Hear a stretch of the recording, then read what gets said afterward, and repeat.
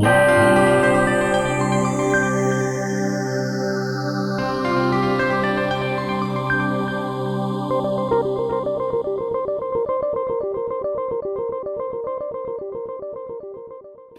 so let's start. I'm going to ask you, when did you know that you wanted to become a professional singer and composer? At what, that not just obviously you always enjoyed singing and playing music, but that moment when you said, no, I'm going to do this as a way of life. Well, as soon as I started writing songs, which was shortly after I was opened in Subud when I was 20-ish, maybe 21. As soon as I started writing songs, I was pretty excited about it. But in fact, I've been going back into my old journals from 30 years ago at that time, partially inspired by my mother, Rosanna, who's writing her memoir. I was like, and she has such great journal entries. So I went back into my journals and I found the moment where it did turn, which is a moment I do remember, where I had raised some money and I was making my first recording in a studio, and it was cheaper if you worked the midnight, like the graveyard shift. So Right. we were booked in from midnight to 8 in the morning. It was brutal, and I was just Yeah. But I was riding the bus home at 8 in the morning when everybody else was going to work, presumably, and I just was like, I have made a decision. I'm going to be interested in this for the rest of my life. And it wasn't something I decided, actually. It was just something that I knew. And it was a very clear, very large moment, and it has turned out to be true, which is just that this is the thing I'm the most interested in. Music is Right. still the thing I am most interested in, and that I have any kind of skill for. And you were about 21 or 22 then, something like that. Yeah, great. Yeah. Yeah, I So, felt lucky. um, some people treat music as a business. Some people treat music, they played, they're professional at it. But some people treat it artistically. And what I mean by that is that it becomes a way of life for them, something else, a means for self transformation and transformation of others. And I'm thinking very specifically of Rilke and his letters to a young poet and I've been how, revisiting those too. Those are so important to me. yeah. And So he talks about that it's not just the writing the poetry, but every moment of one's life becomes a part of that whole process. Can you talk about how it became important for you? well, it just felt it has always felt like the place that I am of the most use, that I can do something that I was made to do. And then, I mean, I feel very grateful that people have been interested in that as well, because I'm definitely also like an egotistical Leo child, and I love the connection and the love and the feelings that I get for performing in front of an audience. But someone else just asked me recently if I would still write songs if I was never going to be on stage again, and I think at this point I would. I think in the beginning I was doing it as a searching and as a request for love, as well as a fascination with the form. But now I feel inseparable from music, and to not play with it and to be played by it would be an insufferable loss. That's great, wonderful. What about musicians? Are they musicians who've, I mean, it's I know it's hard. It's like anything, writers, artists, whatever. There's always more than one person, but there may have been a special few who changed the way you played or composed, who really influenced your thinking. Was there anyone that comes to mind? Well, there's lots of. I mean, I try now to make sure that I'm always listening to the new stuff too, because there's just so much music all the time. It's so Right. exciting. Early days, I mean, Bach was always a touchstone for me. And in a show that I have now called Little Volcano, which is sort of a musical theatrical show, I talk about Bach as being a savior for me again, after I was ill a few years back. My way back into life felt like it was through relearning the Bach that I had played as a teenager and realizing that I had left uh, this treasure for myself, in that I knew the pieces so well, and then to just enslave myself to them again felt very easy and all encompassing. So that was how I started to feel better after I had cancer. So Bach, always Bach, and then there was a lot of art rock in my early years that really opened the door for me, like the Talking Heads and David Bowie and orchestral maneuvers in the dark, and a lot of that art rock, I guess, Right. combined with what I was seeing at the Vancouver Folk Music Festival, which was completely different and completely honest and raw, and I was going to say rudimentary, but that sounds like a diss. Like just like the building blocks of music and communication in song. So somewhere in there, Right. because I still feel like a folk artist in some ways, but I also feel like a new wave rocker in Right. others.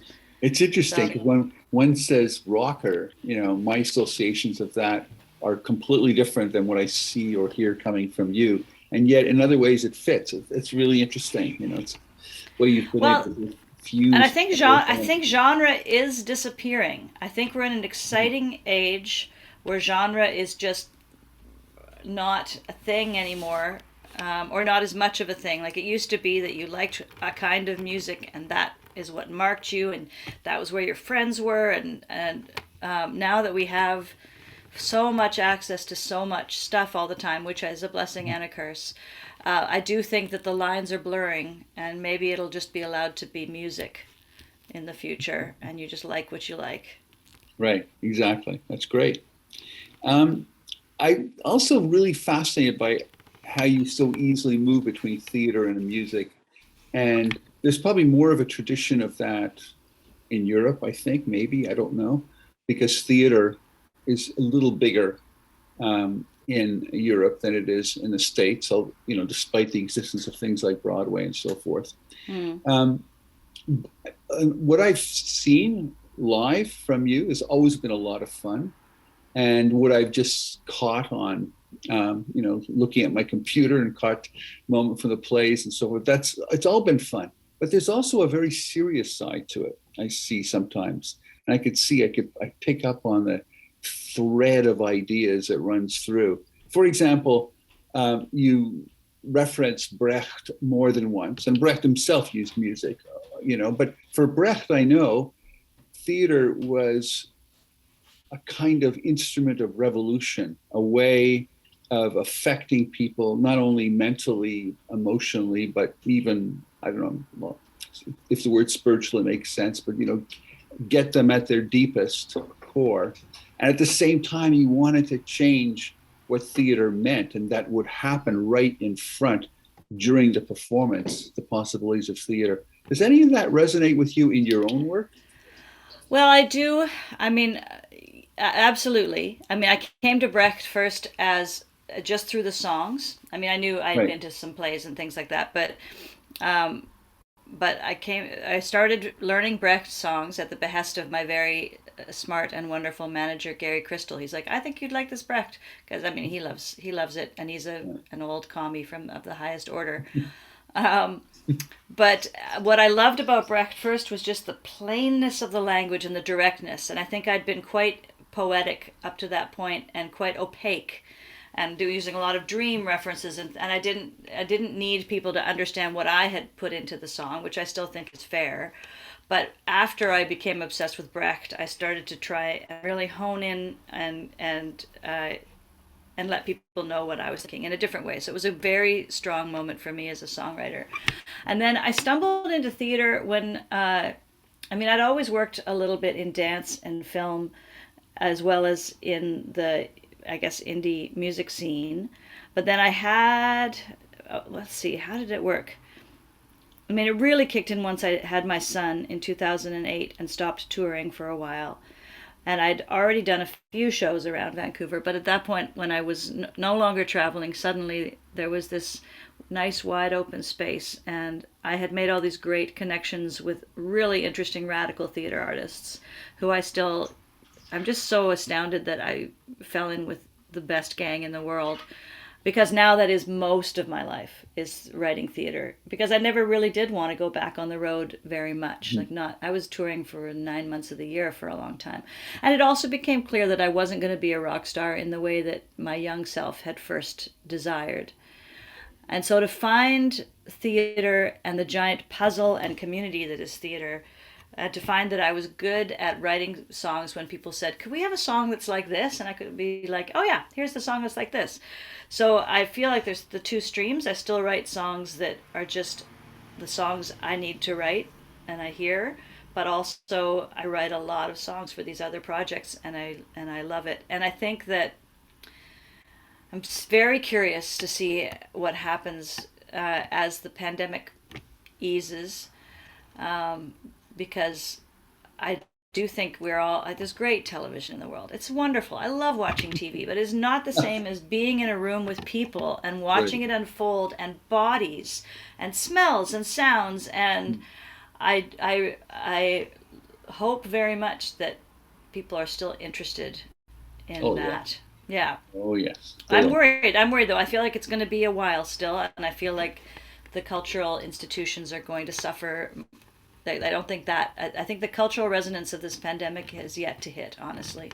Yes, I agree. Well, I guess it's a very complex question, because it's not just the musicians, obviously, as you know, but it's the institutions. And if they make it, and the marketing forces, if they make it difficult for people, if they say, well, we lost so much money, we now have to raise our prices greatly, that might be difficult. Right. But I know, and living in Vancouver, where real estate rules all. Capitalism is just ruining everything, as always. But the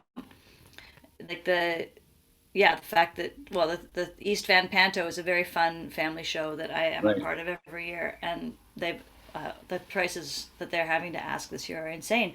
But it's because they can only sell half the house, and they haven't skimped on paying any of the artists. So so we'll see. I will see whether people can afford to pay, $300 for their family to go to the theater. It's a lot of money. It is a lot. Well, anyway, we'll see. Having been to 2 or 3 of those, I love it. I don't know if I don't have $300, but if I could still save them. Well, you can also watch it online now, which is interesting. Right. But it does mean it's another class divide, right? Where the people who want to just pay $60 and have their family watch it will be at home. Right. And so it's an actual physical divide. Anyway, we'll see. We'll see what happens. Okay. So the other thing I realized was that it's impossible. It must be untrue. But it's been 30 years since you first, no, that can't be true. That is absolutely true. I am 53. Well, no, you can't be 53. That's impossible. Well, I was realizing, I don't know when the last time I saw you physically was, but I still think of you with black hair and a big mustache. That's right. I have a very 1970s version of you in my head. Exactly. Well, yeah. And sometimes I have of myself as well. Until I look in a mirror and I say, oh my God, who's that? And I sort of said, well, what has Veda done? And I look at all the albums. I don't know how many, 21 now, something like that. 25, I think. 25? If you include collabs, yeah. Yeah, 25 albums, solo shows, all kinds of things. You worked at festivals, you've worked at clubs, you've been touring, you've worked in the theater, ton of stuff. Is there any? And so now there's been a little bit of a respite. I know you're still working, but probably not as much as you were when there was no COVID. So now let's assume that there's a relaxation of all of those fears and rules and so forth. What do you look forward to over the next 30 years? Oh, that's a good question. I do hope I can retire someday, but it seems unlikely. But I think even retirement for me would just mean simpler days. I would still be playing music, and I'm sure I'll write until I can't write anymore. That's a good question. I think the thing that I'm hoping for is some of these shows that I've made with my good friends are possibly going to have lives beyond us, which would be really nice. Our show Onegin, which is an adaptation of the Right. Tchaikovsky opera and the Pushkin poem, is opening in Moscow in a few months, which is super exciting. And I just love that it's gone back to Russia and we have nothing to do with it. And so I would love to see the work traveling and have me resting a tiny bit more and being Right. able to just work and being able to work on the new, right? So Right. mostly I'm writing right now. I was lucky that COVID came at a time when I was already planning a pretty heavy writing year and not so much performance. Although I'm feeling the lack of it for sure. And Yeah. some of the shows I had booked for next year all just got canceled. So it's weird, weird times. But at What a, least writing is yeah. the thing. What about experimentation with different forms? I know you've done a bit of it, but coming out more. So using animation, video, all kinds of things. I'm thinking of someone like Laurie Anderson. You're Have you not you're did you using. watch her? Did you watch her Norton lectures? Yes. Oh, so amazing. Yeah. Yeah, she's incredible. I am not interested in technology, which is unfortunate for me because it's dominant in the world right now. But I think that's okay. There are lots of people who are interested in it. So um, I'm interested in becoming a better arranger for multiple instruments and voices, and maybe making bigger pieces that way. But yeah, I've been thinking that I've been writing. I mean, I don't think I think 30 years in advance. I think about 10 years in advance. And I'd like to push back into more experimental musical realms now, I think. Mhm. Longer form songs, always songs. I'm only interested in songs, but longer form songs and songs that are somehow unexpected or missing in the world, I guess. Okay. Now, the other thing is very often novel and striking is that you're clearly influenced by literary and, well, visual art as well. And visual art, just in the obvious ways of Emily Carr, Group of Seven, and those are like clearly referenced in your work and other more subtle influences. And you went to Emily Carr Art School. In fact, I remember when I was teaching there, seeing you one time on the floor playing your guitar. Oh, This, really? I said, okay.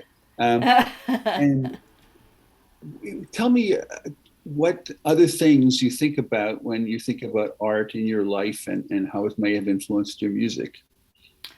Well, I've always loved jumping and translate. I love translation from languages which I don't speak, so I just have to trust other people's translations, or translations from another art form. So if I see something that moves me, I try to take that feeling and put it into my own thing, and then that's also a way of making sure you're not like you have to transform it and you're not just ripping someone else off, you know?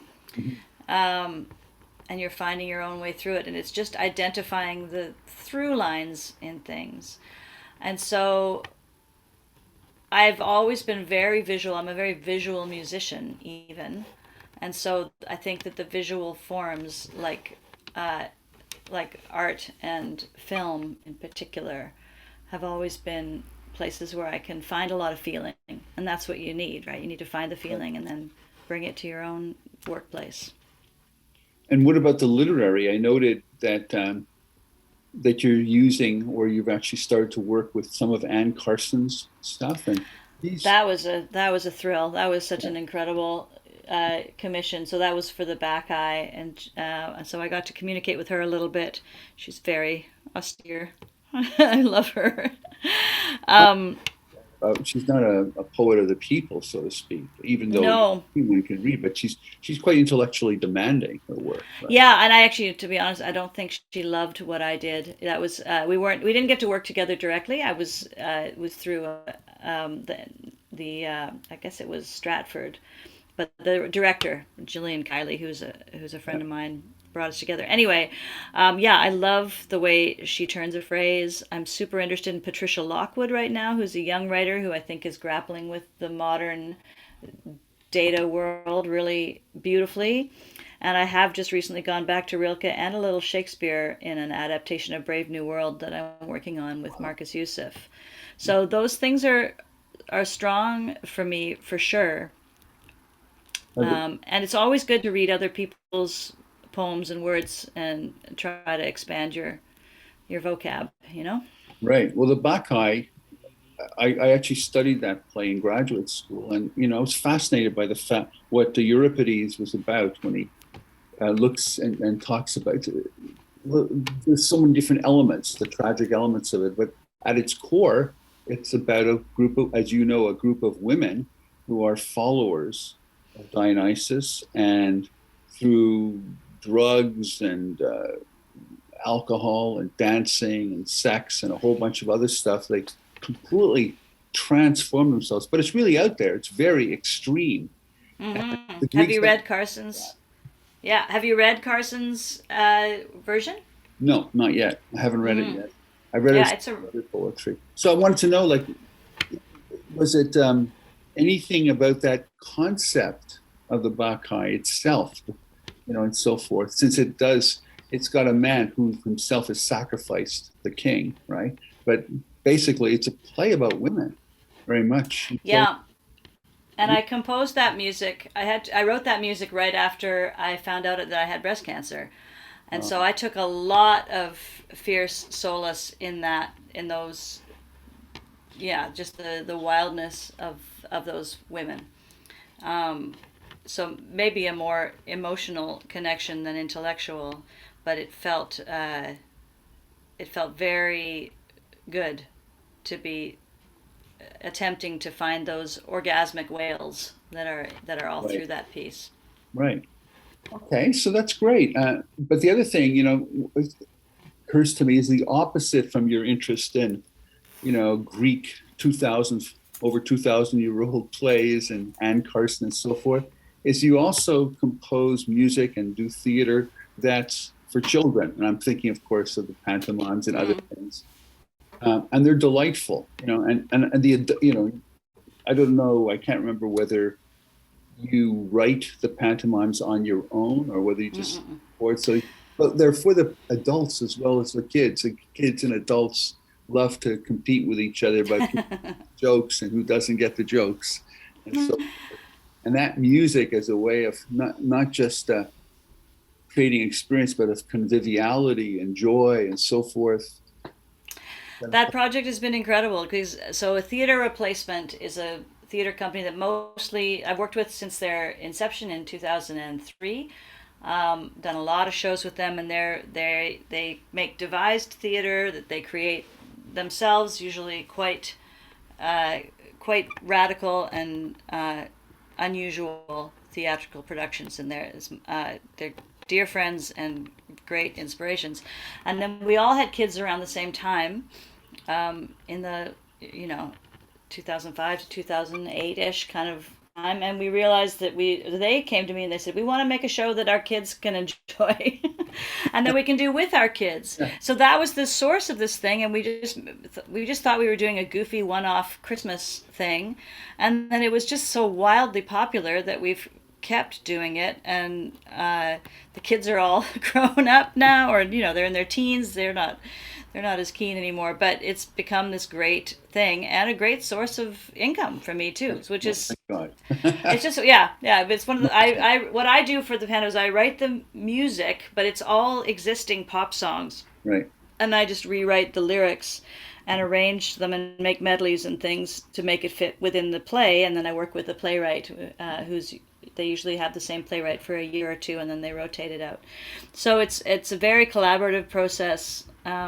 It's super goofy, fun, and yeah, and I just think it's interesting that something that we thought of just as a pure gesture of love for our kids and our neighborhood has turned into, like, a quarter of my year now, and one of the steadiest things in my life. So you just never know what the things are going to be that keep you afloat. You don't know. You've worked in Berlin. Would you recommend Berlin or a place like that, which is very well known as a site of the avant-garde, as something that someone, a musician or another kind of artist who's homebound in Canada, that they, they go there and they open their minds and beings to something like that?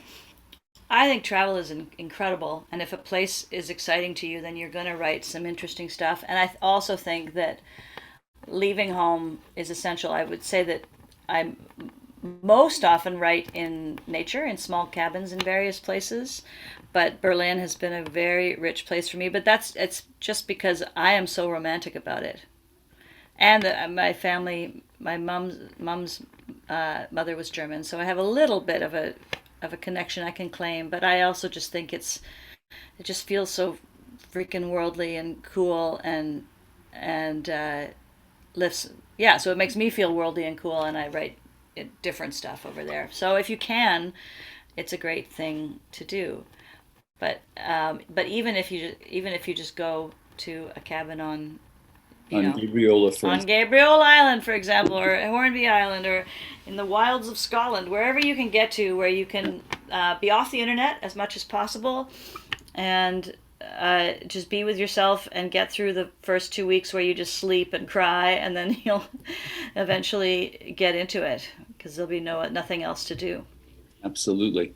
So I've got one more question here. I think we might be able to squeeze it in. I bet we Co- can. COVID-19, and had to have a COVID question. So Oh, of COVID-19 course. is challenging us in all kinds of ways. And, it's a horrible disease. That's obvious. What is not so obvious is how it set communities apart, in opposition to each other from between the vaccinated and the unvaccinated, which is something that's still evolving. The other one is, of course, how musicians and audiences are struggling to survive through all this. I'm always interested, that's a negative. So I'm always interested in the creative, the positive, the dynamic possibilities. What are Mm. some of the creative, positive possibilities that you think may come out of COVID as it, peters out or perhaps stays with us?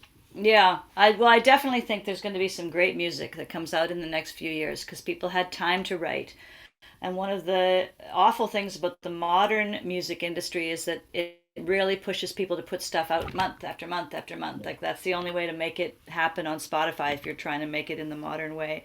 You just have to have so much music and new all the time, and I totally disagree with that sort of speedy cycle. So I think people had time to write and they couldn't tour, and so I think there's going to be some great music that comes out, some great made at home albums. I made one. I'm really happy with it, with a friend down the way. So I think that is something to look forward to. And then the interesting thing too is this.